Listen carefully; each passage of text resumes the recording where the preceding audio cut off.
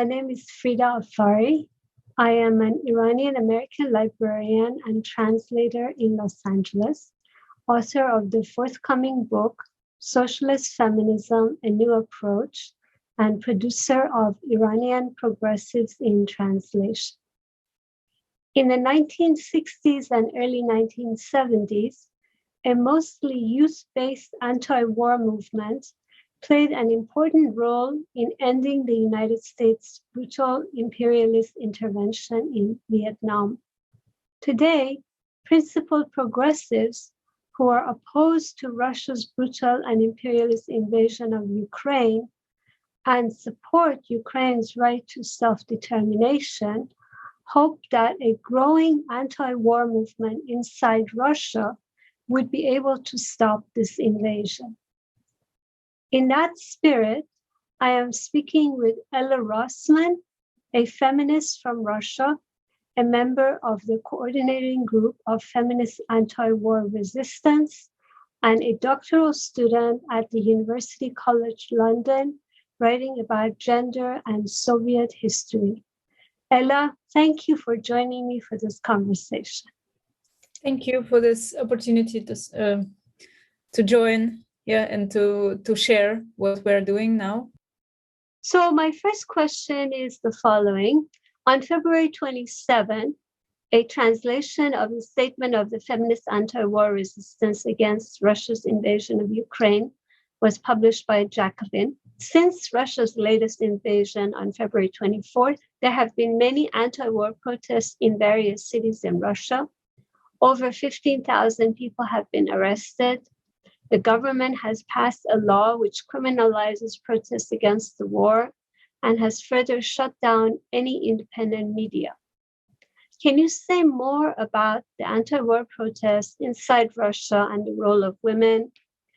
What is the history of the feminist anti-war resistance? What are its goals and vision? Do you have ties to Ukrainian feminists and to feminists in Belarus and Kazakhstan, where there were popular uprisings against authoritarian regimes in 2020 and 2022 earlier this year? And what about other global ties?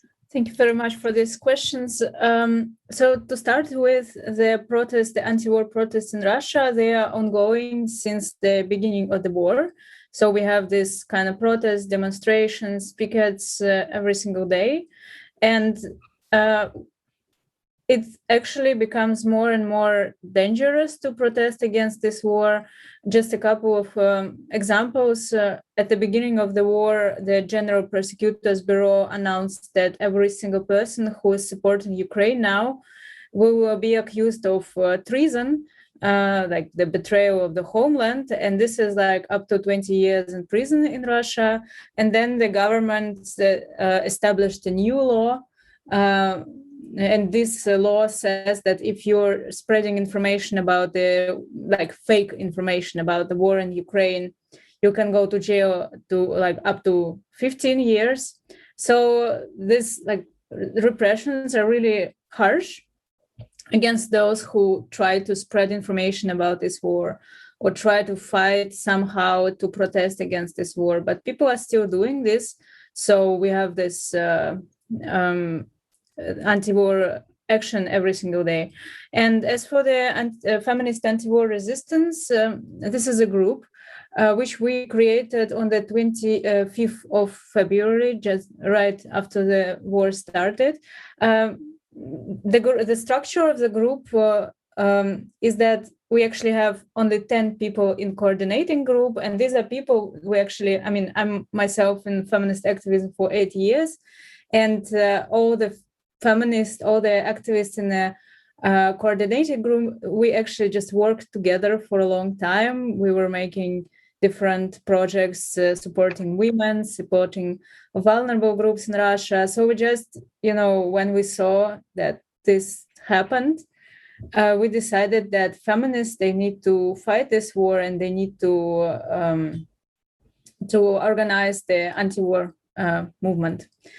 Because this war is also, it just destroys everything which we try to build. And I I would talk a little bit more about this later, but it was just natural for us that feminists have to fight this war, because otherwise there is no future for our movement inside of Russia or outside of Russia.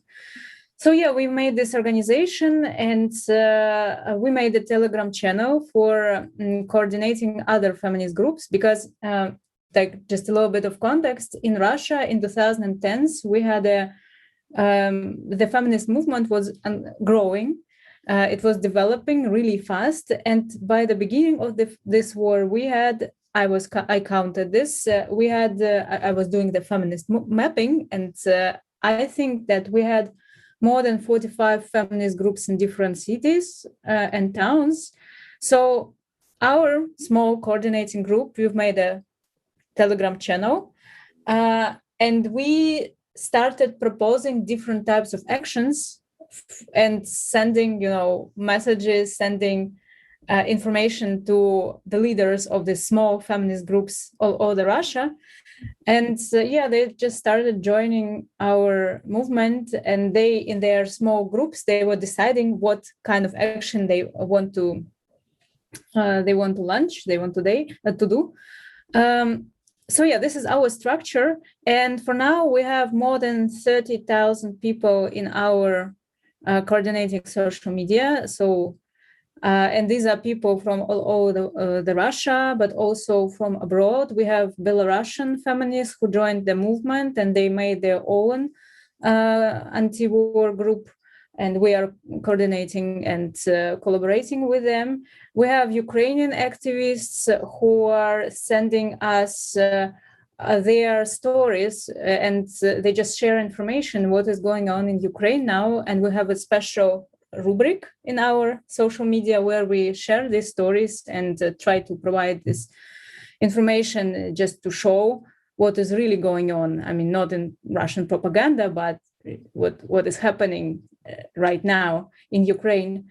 So yeah, that's what we are doing. And I would say that we have now two main goals. First goal is to protest against the war and to push the government and push the government to stop this campaign. And also, as we have now many activists from all over the world who joined our movement, like from Switzerland, France, Italy, the US.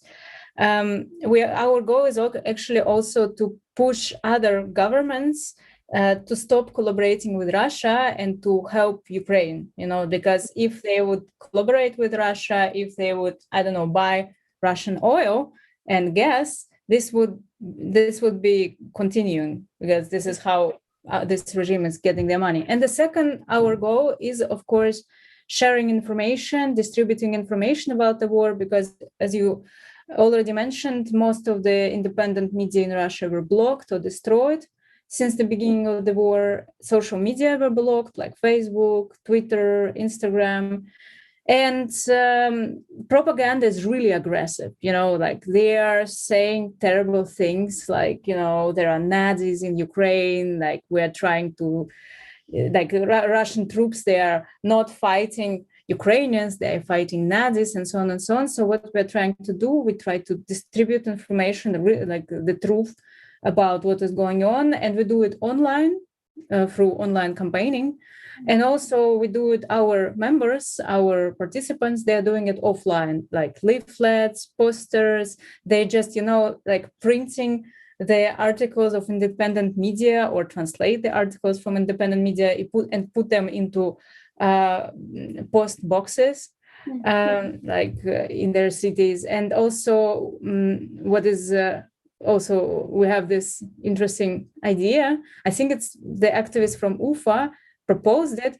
They are writing different anti-war slogans and different information about how many civilians died in Ukraine on the banknotes in circulation, so on cash. And then they just pay with this money and they go to public, and this information is spreading. So we have different tools. And we are, like, I would say our participants are really creative, and they try to find more and more of these tools to spread information among Russian people. So yeah, this is what we are doing now. That's wonderful. These are all really creative ways of resisting. And I'm so glad to hear about your connections to the Ukrainian and Belarusian feminists as well. That's really vital. So to follow through on this question of feminist solidarity, before his full-scale invasion of Ukraine, Putin, in a press conference on Ukraine, made a reference to the lyrics of a 1990s Russian song about raping a dead woman, meaning that Ukraine should accept the rape whether it likes it or not.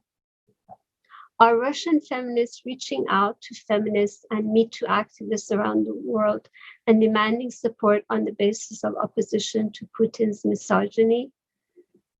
And related to that also, if you could mention that as well, the Russian government arrested an African-American woman basketball player, Brittany Griner, in early March, and she's still imprisoned. Are there any efforts by Russian progressives to publicize her arrest and demand her release? I think that would be a great expression of solidarity too. Yeah, I agree. Actually, to be very honest, Russian opposition, they do not discuss this case that much, and I think this is a mistake. But I wanted just to say that I think this is very important to say that Putin's government is imperialistic, and Putin's government is like far right in a way. I wouldn't say that these people are really like believe in what they're trying to spread and what they're trying to promote in Russia, because they are actually Soviet people. You know, they lived in a society where women were very, very active and really participated in public life. But what they are trying to do, they are trying to like Russian government. It became one of the world centers of neoconservative turn. I would say that in Russia, inside of Russia, the neoconservative turn started like in 2010s, when actually Russia started to promote this idea of traditional values, and the idea of traditional values. It was promoted by the authorities, but also in Russian propaganda. And this is a very specific idea because it connects the idea of sovereign Russia with the idea of a traditional Russian family with like many kids, with many generations living all together. And this all, the sovereign Russia and the traditional Russian family, was opposed to everything which is Western, LGBT, human rights, feminism, any kind of struggle for human rights, and like just anything like this. And the thing is that any kind of influence, external influence in Russia, started to be described as a danger to Russian way of life, independency, and like all this Russian families and so on. And this was the time when Russia stopped collaborating with international organizations on gender issues. For example, I think it's well known that Russian authorities, they refused to ratify the 2011 Istanbul Convention or like Council of Europe Convention on Preventing and Combating Violence Against Women and Domestic Violence. And then we had this whole pack of conservative laws, like the law which prohibits the promotion of non-traditional family values and relationships among minors, and all these kind of laws, like restrictions on abortions.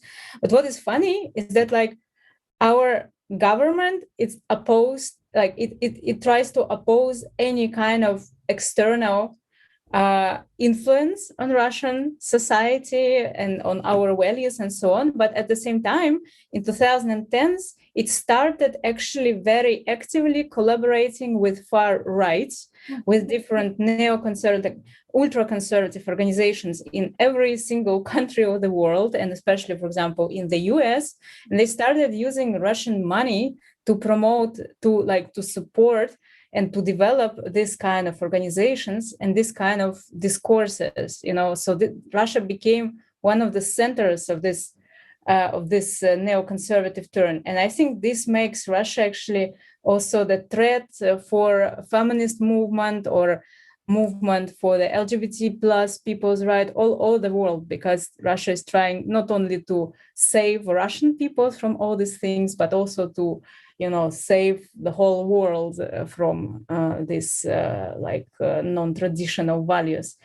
Yeah, so our government is providing this misogyny, this far right ideas, helping these organizations with their money. And at the same time, it's spreading this imperialist idea, this imperialist vision of the world map, because of course, we didn't really have in Russia, when the Soviet Union, the Soviet regime fell, we didn't really have the discussion about post-Soviet as post-colonial, or about decolonization of any type of, like Soviet territories. There were some scholars or some intellectuals who were trying to make this discussion, but they were very marginalized.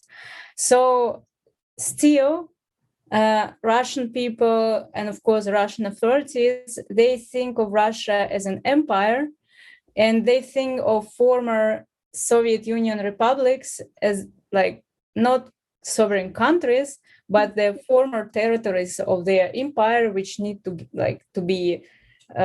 they need to become Russian territory again. And some of them even say, I've heard like in propaganda there were discussions that actually the former Eastern Bloc must also become Russian or something like this. So there are these ideas, and they are unfortunately quite popular among Russian people. And I think that Russia also became the center of spreading this kind of ideas, this kind of vision that there are empires, and this imperialistic view on peoples, on countries, on nations, and so on and so on. So I think this actually makes, I think that it makes the Putin regime a threat to the whole world, and also to women, to minorities, to ethnical minorities, to everybody. And that is why I think that it is very important that we feminists, but also other political groups, we need to collaborate and to fight this regime, because it's threatening us all. Yeah, that's a very, very powerful point you're making, that the misogyny and the racism and the imperialism and the capitalist authoritarianism, they all go hand in hand. And so Putin has become a symbol of all of that, which brings me to my next question, which is that Putin has been promoting disinformation about all Ukrainians being Nazis in order to justify his brutal invasion. And although Ukraine has a far-right movement, the majority of Ukrainians are opposed to Nazism and the far-right. Their president is a Jewish liberal, Volodymyr Zelensky. So how are Russian feminists battling this claim that the Russian state that this war is about denazification? And also, to further expand your earlier point, Putin is revered by the extreme right around the world, ranging from the Christian white supremacists and ethno-nationalists like Donald Trump, Marine Le Pen, Jair Bolsonaro, to Hindu and Jewish nationalists like Narendra Modi and Bibi Netanyahu. He has also been an ally of murderous authoritarian regimes in the Middle East and Africa, ranging from Syria and Iran to Saudi Arabia and Sudan. How are Russian anti-war activists addressing these connections and the reality of the extreme right and white supremacy within Russia? How are they creating connections to global struggles against racism and authoritarianism? Yeah, thank you for these questions. First of all, actually, this whole discourse, which Putin's government, Putin himself, and Putin's propaganda try to create, that there are Nazis in Ukraine and they are trying to fight Nazis, it's so hypocritical, and for many feminists, it's obviously hypocritical, because for many, many years, feminists in Russia, they were threatened by real Nazis, like Russian Nazis, neo-Nazi group, like just nationalistic groups, and they were really aggressive towards us. I mean, there are leaders of these organizations, and they can easily organize, bullying of activists. They are publishing online our addresses, our telephone numbers, our personal information, and we're not sure how they get this information.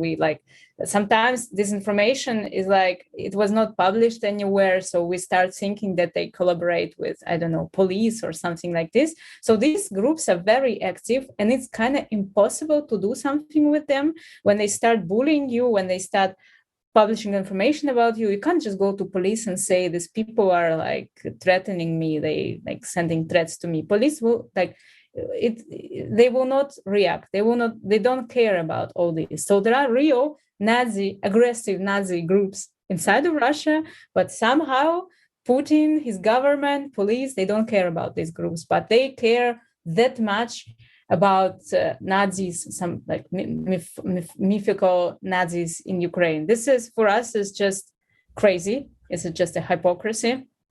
And of course, we don't believe that there is a neo-Nazi government in Ukraine or something like this.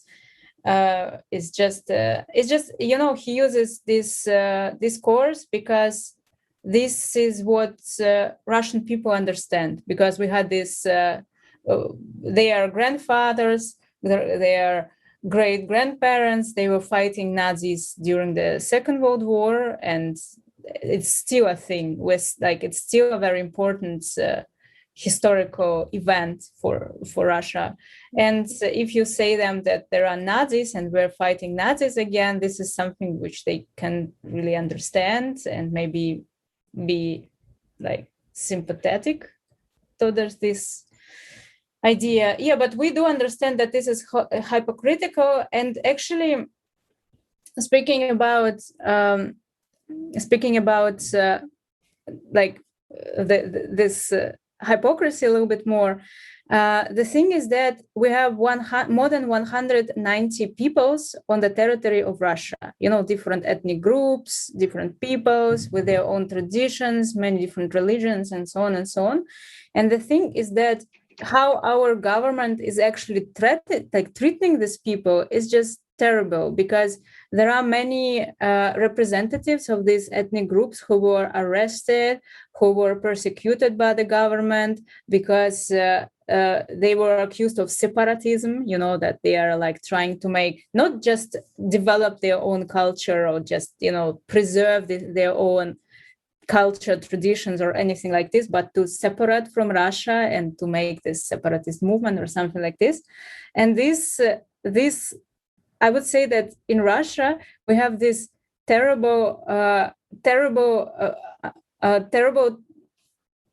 way how other government treat different peoples, and we have this terrible racism. Actually, there are many different ethnic groups in Russia, but still in the Putin's constitution, it is written that Slavic Russians is the main state state organizing people, right? So we have this discrimination of different ethnic groups.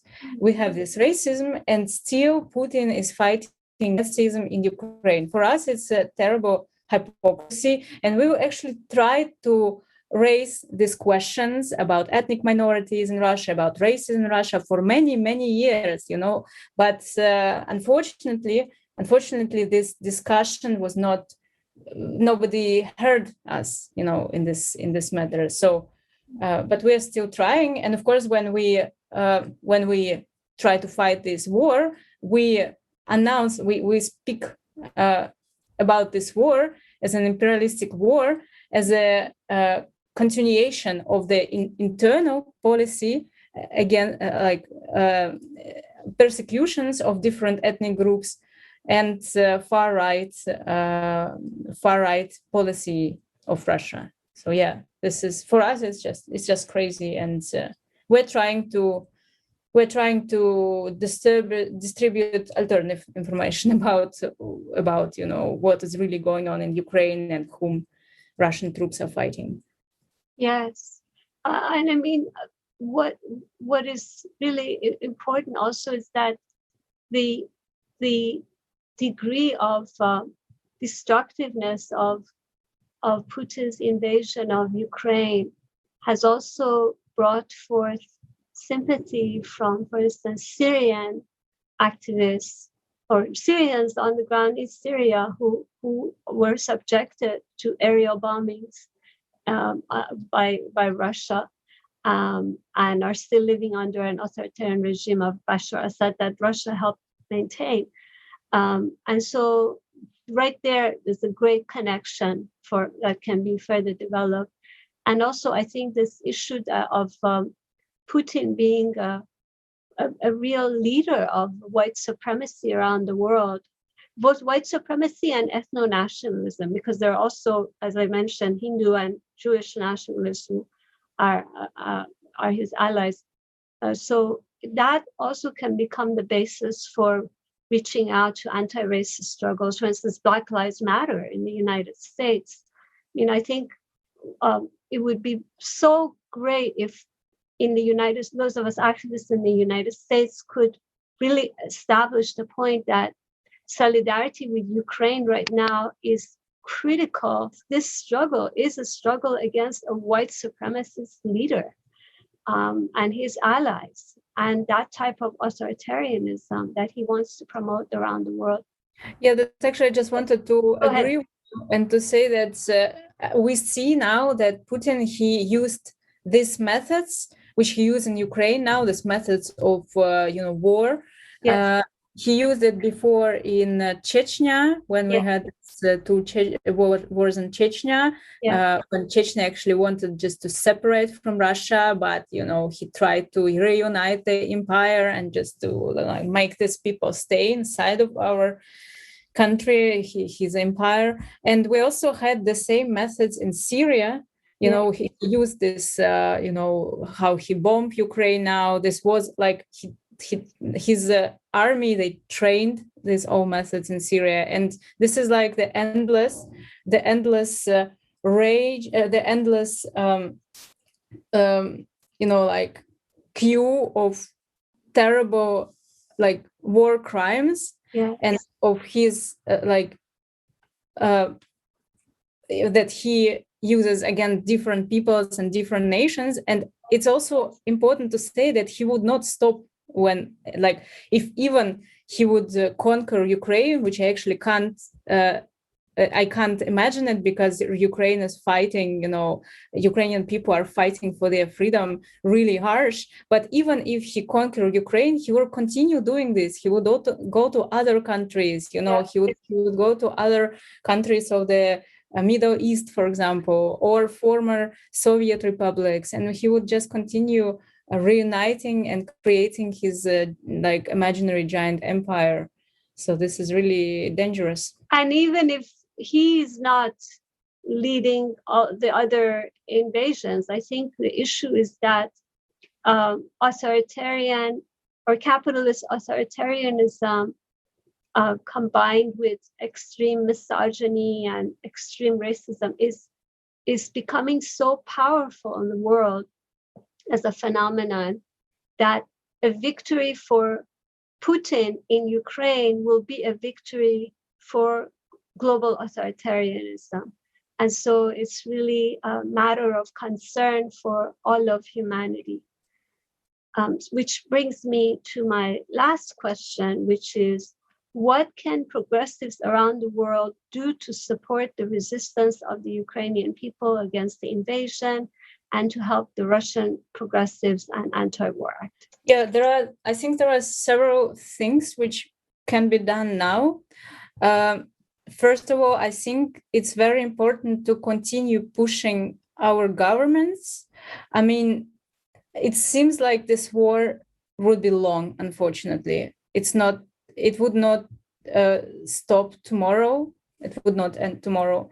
So we need to continue pushing our governments. I mean, from our Russian side, we will continue pushing Putin's government, Putin's authorities, but also we call on feminists and activists all over the world to continue protest and pushing your government to stop collaborating Russia, to stop supporting Russia in any way, and to support Ukraine and to help Ukrainian people who are fleeing the country. And also, what is like the next goal, what we are going to do next, is to launch a big campaign, the worldwide campaign against buying Russian oil and gas, because we think this is the basis of the regime. This is the capitalist regime which uses these natural sources, and it makes it very powerful.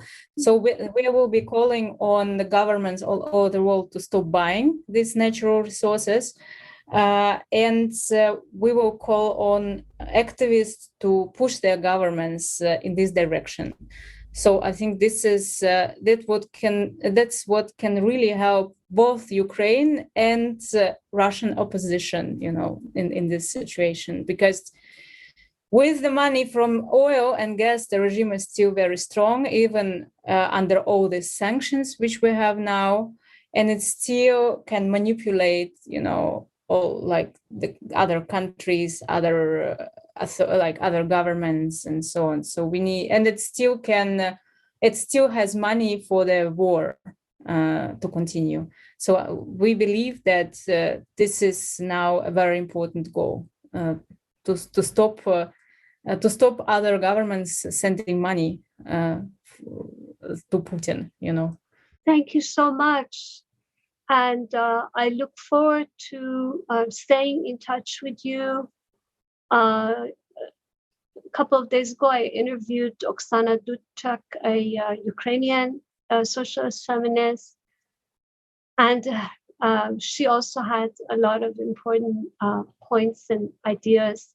And perhaps next, there would be an opportunity to bring the two of you together in a dialogue about between Russian and Ukrainian feminists.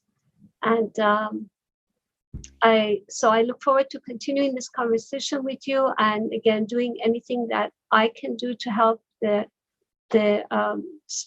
resistance in Ukraine and the anti-war opposition in Russia and the anti-war feminists. And is there anything else that you'd like to say before we end the conversation? I just wanted to say that even if you just want to support our activists, it means a lot for us, even just if you send letters or like just support us on words, because I mean, Russian feminists, Russian activists, political oppositional activists, they feel very separate, alone now, and they are very, very vulnerable. And of course, I mean, we have this feeling that we are somehow guilty for what our country and our government is doing, And if someone supports us, just even on words, it helps a lot, and it helps us continue fighting against this war. So how can people send letters, and what is the address and or website? So you just can actually find me on Facebook, Ella Rossman. Many activist people, they are writing me directly to my Facebook account. You can also find my profile on the UCL, my university website. There is my mailbox, my email address, and you can send the words of support, and I will of course send it and translate it for our sisters. Unfortunately I can't say the name of most of our activists because they are inside of Russia now. I'm like a spokesperson, but I'm outside of Russia, and that's why I can go public. But most of our activists are inside of the country. They are in danger and they work anonymously, but I am in contact with them, of course, and I will send all the words of support to them. So they can either write to Ella Rossman, ELLAROSSMAN on Facebook or find you on the University College London roster? Is that where they can find you? Yeah, I think it would be the best thing. And I check on mail and I check on messages and try to answer as fast as I can. Okay, that's wonderful. Thank you so much, Ella. And I look forward to continuing this conversation with you.